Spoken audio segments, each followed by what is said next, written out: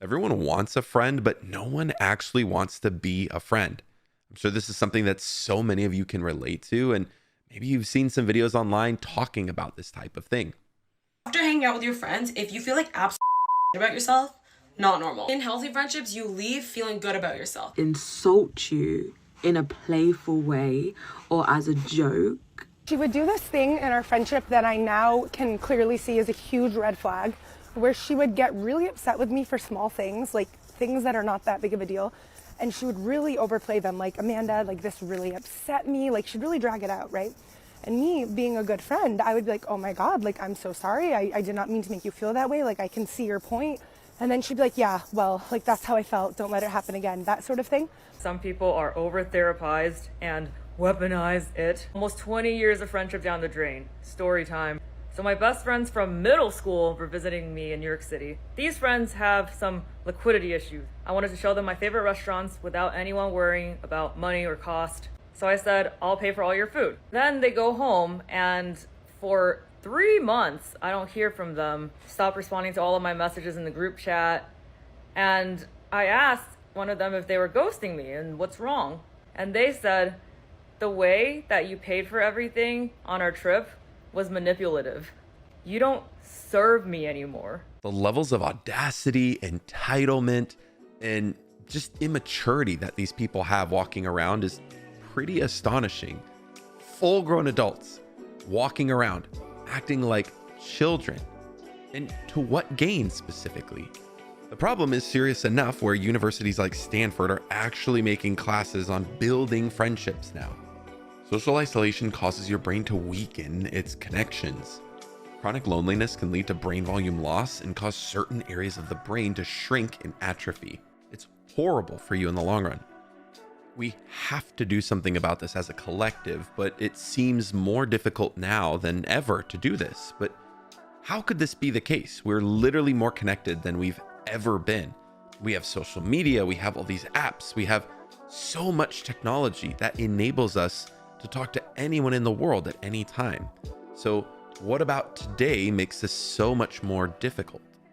Something I notice younger Gen Z people do a lot is they use these therapy buzzwords to justify being a terrible person. One example of this is the phrase, you don't owe anyone anything. Originally, this phrase was meant for people pleasers. But now you guys are using this phrase to justify being selfish and self-centered. Because what do you mean you won't give your seat up to a pregnant lady because you don't owe her anything? If we all had that mindset, nothing would get done and there would be no accountability. For the younger generation, a big part of this was the civil unrest and chaos that came from the pandemic. I mean, this is a period of time when you're forming your values about the world.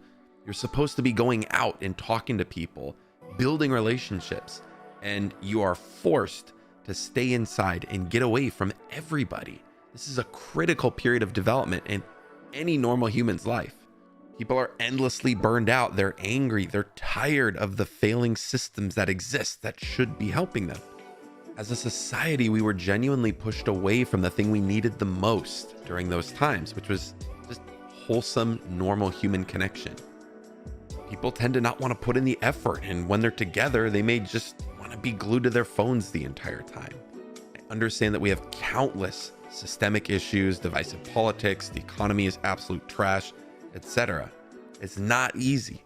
Now, many people don't have the resources to go out and spend tons of money on big fancy dinners or crazy events, parties, things like that, but genuine friendships don't require those things. You can literally run errands together. You can sit in a room and hang out. You can talk. You can just be present with each other, right? And that's something that we've lost in these last many years. You know, there's just been so much chaos in the world, and we've been torn apart as a society. Human beings are meant to be together. We're meant to be social creatures, and we're going against that. When I was a kid, so many of my favorite memories, the best times I ever had, no phones were involved. We weren't spending any money.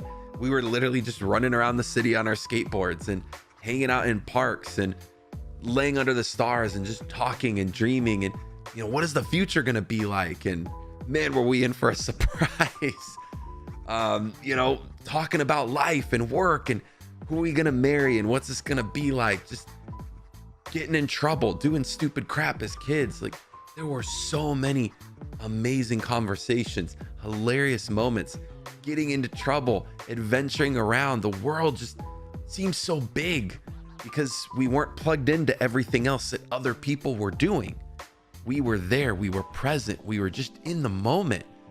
And man, there's just such fond memories. And I know a lot of people around my age can remember that. I mean, the era before we had these in every single pocket, you'd go to a concert and there were no phones, nobody's filming. You're just fully there.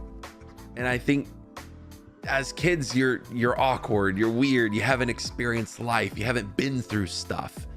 And you have to go through that awkward phase. You have to be forced through these really challenging social situations and moments where, you know, you meet people you like, you meet people you don't like, you get confronted with social situations that stimulate and challenge you in all sorts of ways.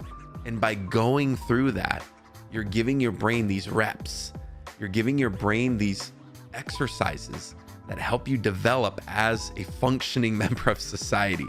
It helps you get through all the awkwardness and weirdness, and you just learn how to connect. You learn how to be a real human being.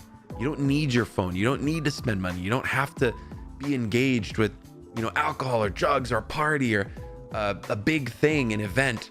You can truly, as two human beings, just connect.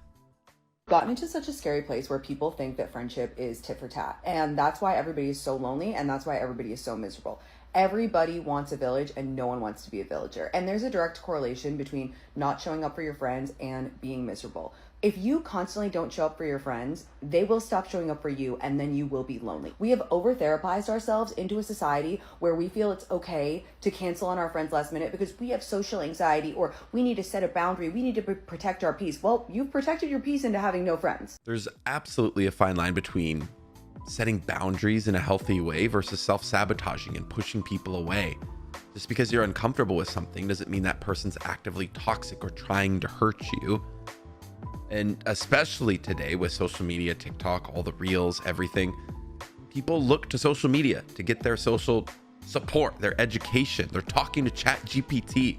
They're not living in the real world, having real conversations, being stimulated in real ways.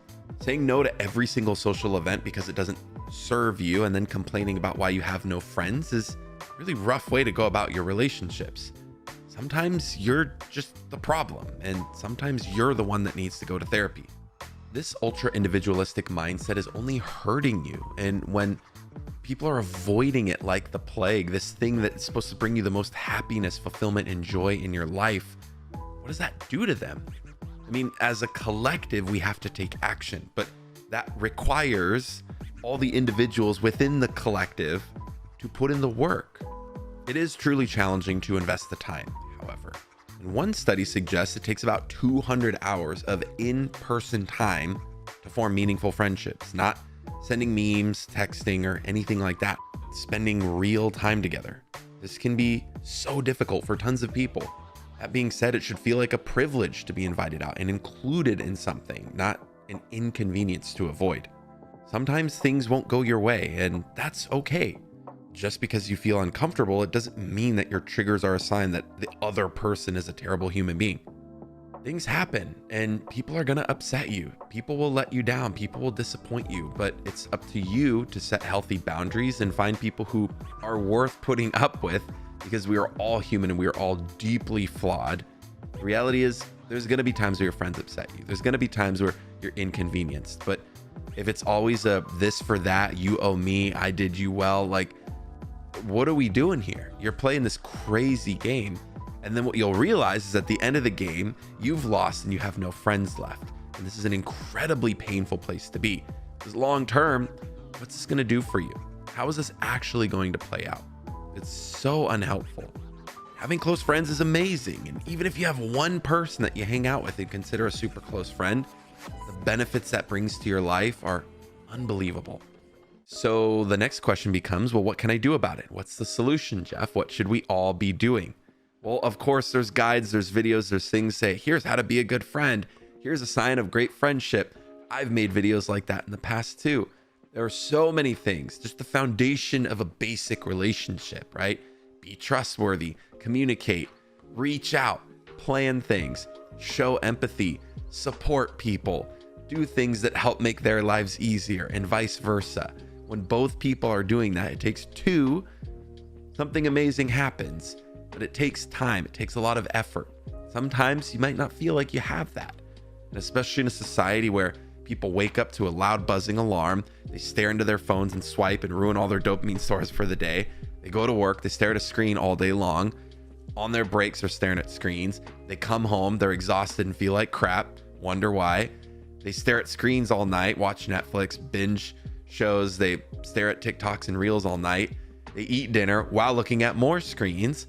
Then they try to go to bed, can't fall asleep, so look at more screens. And then they have nothing left.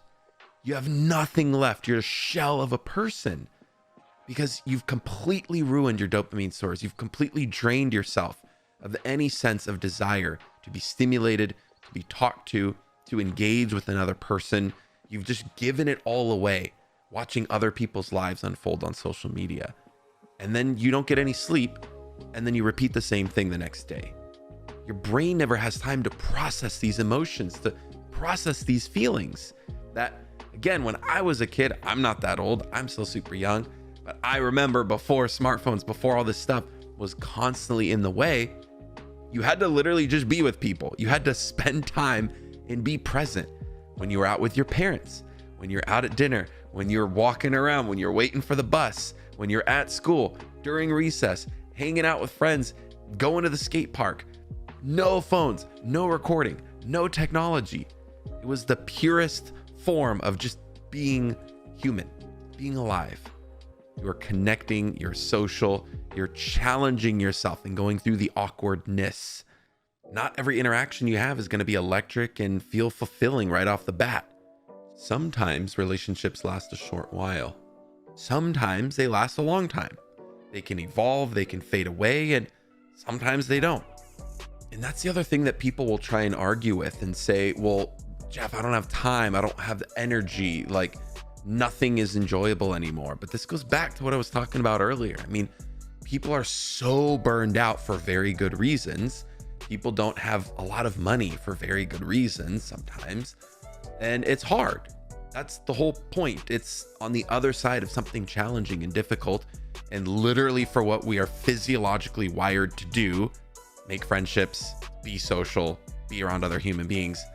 Why are we plaguing ourselves with this? Why are we being punished and avoiding that? It's incredibly difficult. I'm not saying it's easy. I'm not saying it's something that you can just snap your fingers and make this happen. It takes time, effort, and empathy, but I promise it is so worth it. And every step of the way that you're investing into that is an investment into your future self, your fulfillment, and your happiness. So as you look forward to 2026, or at the beginning of the year, some people love to set goals. Some people love to set New Year's resolutions. If there's anything that you can do this year that will massively enhance your life in the long run, put yourself out there, make some new friends, rekindle an old friendship, put that much more effort into your current friendships. Do literally anything to be more social. Build those relationships. Put yourself out there and see how it challenges you socially, psychologically, mentally, cognitively. There's so many benefits that come from going through the challenge of that. It's unbelievable. It's really cool stuff. I hope this was valuable for you. Hopefully it helps give you a different perspective and shifts the lens in which you see friendship. And I appreciate you watching. If you found this video helpful, any support would be greatly appreciated. I want to give a special shout out to the biggest channel supporters: Aaron Freneck, Erica, Carolina, Nicole Mado, Sunny Sue, and Tony Martinez. I seriously can't overstate how grateful I am for you guys and all the support you provided for this community. Thank you so much. Remember to take care of yourselves. Remember to take care of those around you. And for all things psychology to help you think, feel, and perform better, stay tuned right here on Psychology of Living.